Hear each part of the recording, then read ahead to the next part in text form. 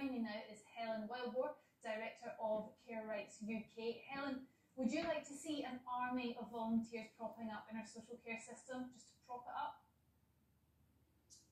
Well, the first thing to say is volunteers play a hugely valuable role, and they make an immense contribution to our society and to people's lives, especially for people who don't have any friends and family to support them.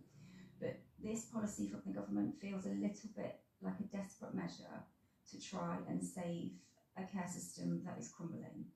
The sector was on its knees before the pandemic, and then we've had 3 years of COVID, the cost of living crisis, this stretching the sector to breaking point.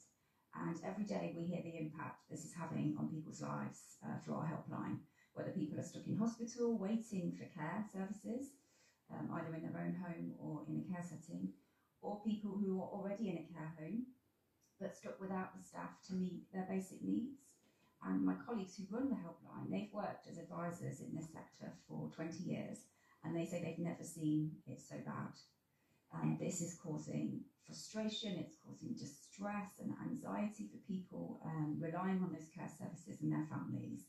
But they're feeling that impact, whether it's really serious concerns about neglect, and for example, we're supporting someone who's being consistently left in their own body waste, or those more subtle erosions of people's dignity, so being dressed in someone else's clothes, or left without your hearing aid, or left in bed when you don't need to be, a lack of stimulation and activities, because staff are so stretched and they can't provide that kind of support, the kind of support that they went into the job to provide and that they want to do.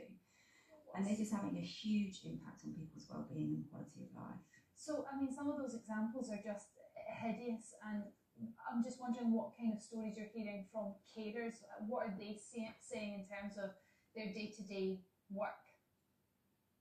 I mean, this isn't the kind of service that they want to be providing. This isn't why they went into the job. They went into the job because it's a caring profession. And as has already been said, it's a skilled profession.